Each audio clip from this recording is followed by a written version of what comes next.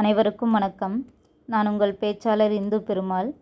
இன்றைக்கி ஒரு சிறிய கதை. இந்த கதையை ஒரு ஊர்லேன்னு சொல்லாமல், இல்லை ஒரு கிராமத்துலேன்னு சொல்லாமல், இல்லை ஒரு நகரத்துலேன்னு சொல்லாமல், சரி ஒரு ஊர்லேனே சொல்கிறேன். அப்பா மகன் 2 பேர் இருக்காங்க. மகனுக்கு பார்த்திங்கன்னா ஒரு 10 வயசு தான் இருக்கும். மகன் அப்பாட்ட கேட்குறாரு, அப்பா என்னோடய தரம் என்ன அப்படின்னு சொல்லி கேட்குறாரு. அப்பா எதுவுமே பேசலை. சனிக்கிழமை வா அப்படின்னு சொல்லிடுறாரு. மகன் அதே போல் அடுத்த சனிக்கிழமை வந்து நிற்கிறாரு.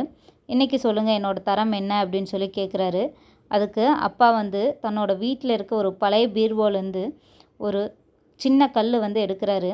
அந்த கல்லை எடுத்து தன்னோட மகன் கையில் கொடுக்குறாரு.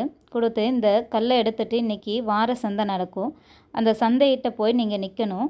நிற்கிறப்போ உன்னோட கையில் இருக்க கல்லை யாரை பார்த்து கேட்டாலுமே அதுக்கு நீங்கள் எந்த ஒரு பதிலுமே நீ சொல்லக்கூடாது. தன்னோட 2 விரல்கள் மட்டும்தான் காட்டணும் அப்படின்னு வந்து சொல்கிறாரு. அதே போல் அன்றைக்கி நடக்கிற சந்தையில் போய் ஒரு குப்பையெல்லாம் இருக்கிற இடத்துல அந்த பையன் வந்து நிற்கிறான்.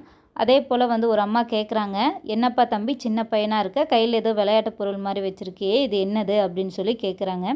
அதுக்கு எதுவுமே பேசாமல் 2 அப்படிங்கிற தன்னோட விரல்கள் மட்டும்தான் காட்டுறாங்க. அதுக்கு அந்த அம்மா, என்ன இத்துளூண்டு சின்ன கல்லாக இருக்குது, இதுக்கு வந்து 200 ரூபாயா, நல்லா இருக்குது, நல்லா வியாபாரம் பண்ணுறீங்க, ஒரு சின்ன பையனை வச்சுட்டு என்ன வியாபாரம் பண்ணுறீங்க அப்படின்னு சொல்லிட்டு அந்த அம்மா வந்து திட்டிட்டு போகிறாங்க.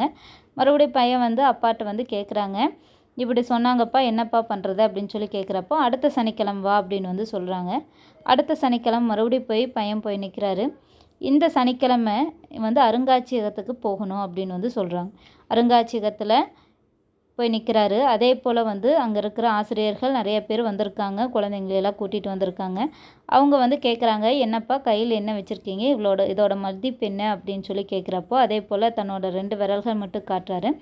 இன்னும் இதோட மதிப்பு வந்து 2000 அப்படின்னு சொல்லி கேட்குறாங்க. எதுவுமே பேசவே இல்லை. மறுபடியும் என்ன பண்ணுறாருன்னா அப்பாட்ட ஓடி வராரு.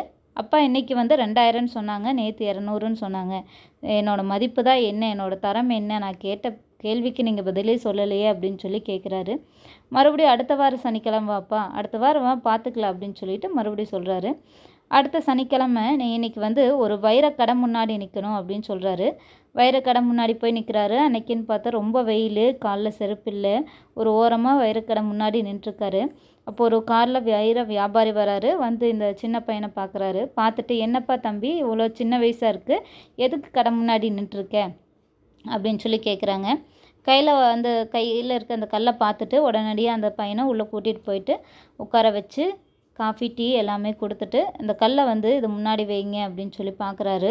அவர் வச்சுருக்க பூத கண்ணாடியில் பார்க்குறாரு. அப்படி பார்க்குறப்போ, என்ன இவ்வளோ விலை மதிப்பான பொருளை வந்து சின்ன பையன் கையில் கொடுத்துருக்காங்க அப்படின்னு சொல்லிட்டு, இதோட மதிப்பு என்ன அப்படின்னு சொல்லி கேட்குறாரு. அதே போல் 2 அப்படின்னு மட்டும் காட்டுறாரு. என்ன இதோட மதிப்பு 2 லட்சமா, என்ன இவ்வளோ கம்மியாக சொல்கிறீங்க, இது வந்து 2 கோடி வரைக்கும் போகுமே அப்படின்னு சொன்னோன்னே அதில் இருக்கிற இந்த கல்லை எடுத்துகிட்டு அப்பாட்ட மறுபடியும் ஓடி வராரு. அப்பா என்ன இன்றைக்கி வந்து 2 கோடிங்கிறாங்க, அன்றைக்கி 200நாங்க, 2000நாங்க, இன்றைக்கி 2 கோடி வரைக்கும் போகுனாங்க, என்னோடய மதிப்பு தான் என்ன சொல்லுங்கன்னு கேட்குறப்போ, நீ எங்கே போய் நிற்கிறீங்களோ அதுதான் உன்னோட மதிப்பு, ஒரு சந்தையில் போய் நின்னா அதுதான் உன்னோட 200 தான் உன்னோட மதிப்பு, அதே போல் ஒரு அருங்காட்சியகத்துக்கு போனால் அங்கே 2000 தான் உன்னோட மதிப்பு, அதே ஒரு வைரக்கடை முன்னாடி போனால் அங்கே உன்னோட மதிப்பு வந்து 2 கோடி, நீ எப்படி முன்னேறியோ அதுதான் உன்னோட வாழ்க்கையை வந்து தீர்மானிக்கும் அப்படின்னு சொல்கிறாரு.